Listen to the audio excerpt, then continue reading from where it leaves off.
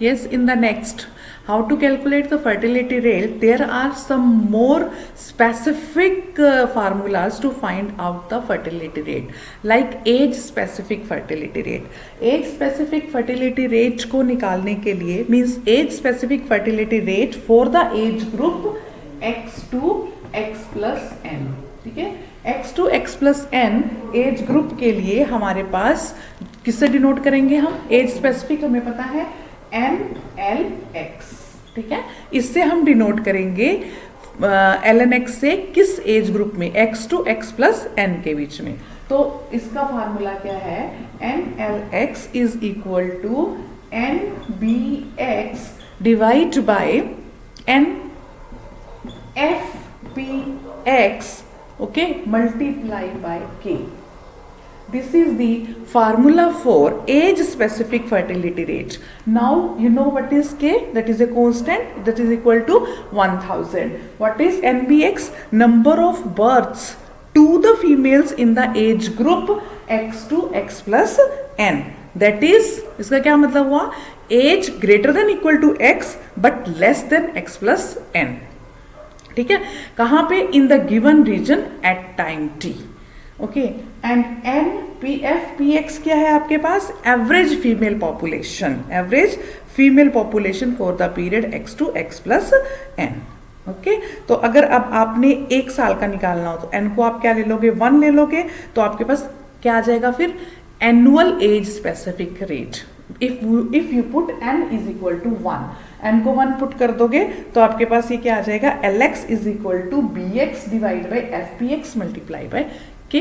That will be annual age specific death fertility rate. Sorry, age specific fertility rate. ठीक है, next हम इसमें देखते हैं हमारे पास टोटल फर्टिलिटी रेट. ठीक है, आगे अभी जो हमने करना है वो हमने करना है टोटल फर्टिलिटी रेट.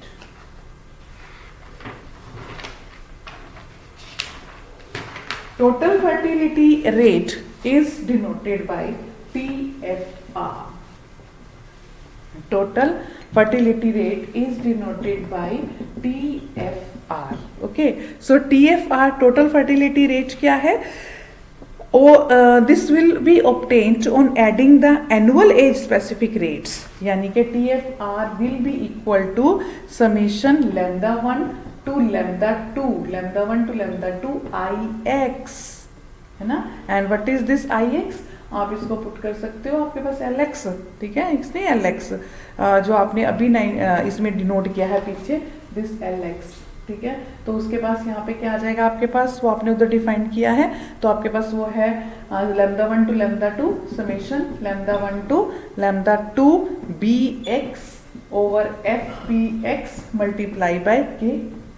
बस सिर्फ ये आपके पास ये आ गया कि लैम्डा 1 एंड लैम्डा 2 के हैं lower and upper limits of the female reproductive period. Okay, तो ये आपके पास है टोटल फर्टिलिटी रेट.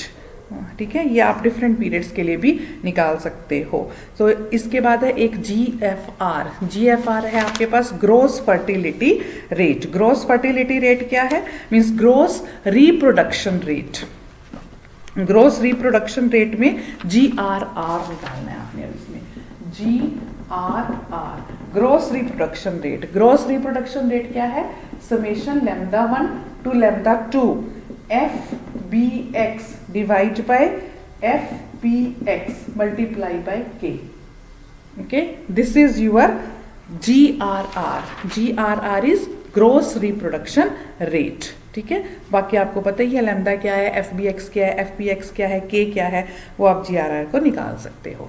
एक और टर्म इसमें आपने कैलकुलेट करनी है, दैट इज NRR. NRR, ठीक है. NRR क्या है? Net reproduction rate. Net reproduction rate. अब नेट रिप्रोडक्शन रेट कैसे आएगा?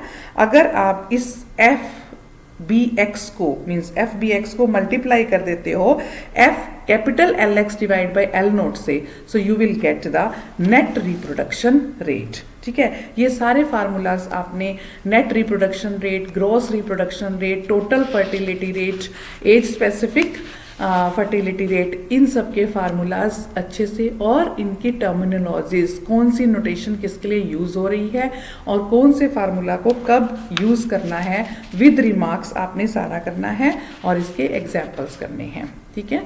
This is all about your vital statistics, ठीक है। फर्टिलिटी रेट्स निकालना और डेथ रेट, मोर्टेलिटी रेट्स निकालना, डिफरेंट फार्मूलाज और डिफरेंट मेथड्स हैं जिसको आपने कैलकुलेट करना है। This is all about your vital statistics. यहाँ हमारा ये वाइटल स्टैटिस्टिक्स का चैप्टर भी कंप्लीट हो गया है और ये पेपर भी कंप्लीट हो गया है, paper number 1, applied statistics.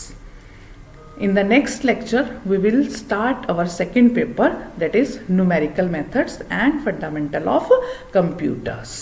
Okay.